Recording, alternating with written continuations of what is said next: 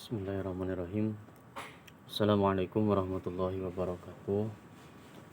Di video ini saya akan membahas perihal lembaga negara dalam Undang-Undang Dasar 1945.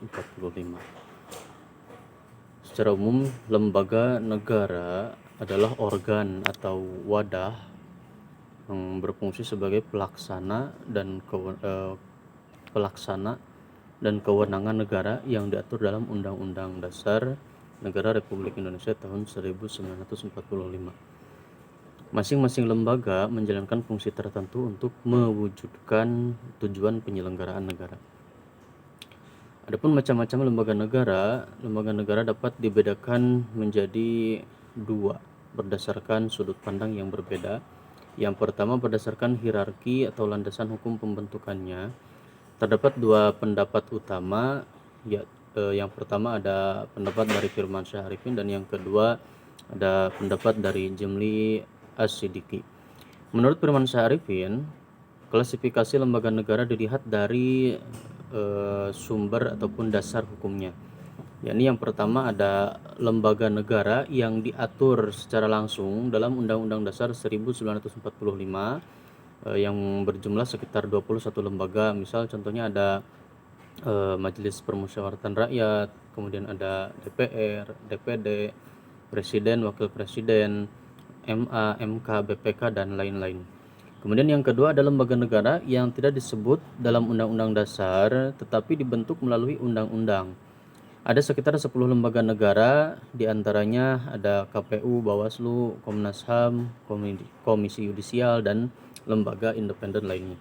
Kemudian yang ketiga ada lembaga negara yang dibentuk berdasarkan peraturan pemerintah ataupun keputusan presiden.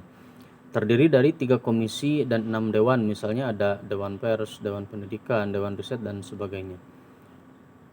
Nah, jadi Firmansyah ini menekankan sumber hukum pembentukannya ketika membahas perihal lembaga negara.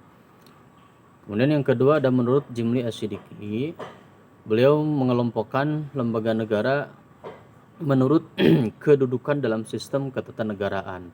Kalau yang pertama tadi berdasarkan sumber hukum pembentukannya, kalau yang menurut Jimli As-Siddiqi membahas lembaga negara menurut kedudukan dalam sistem ketatanegaraannya. Nah, beliau membagi ke dalam 3. Yang pertama ada lembaga tinggi negara, misalnya ada presiden dan wakil presiden, kemudian ada MPR, kemudian ada DPR, DPD, MA, dan MK, kemudian ada badan pengelola BPK ya tentang keuangan. Kemudian yang kedua ada lembaga negara, lembaga penunjang fungsi kenegaraan seperti KPU, Komnas HAM, Komisi Yudisial, dan lain-lain. Dan yang ketiga ada lembaga daerah, yakni lembaga pemerintahan di tingkat daerah seperti pemerintah daerah dan DPRD. Jumlah keseluruhan lembaga menurut Jimli mencapai sekitar 28 lembaga. Nah, jadi Pak Jimli ini menekankan lembaga negara berdasarkan tingkat ataupun hierarki kedudukan lembaga negara dalam ketatanegaraan. Kemudian yang kedua ada berdasarkan fungsinya.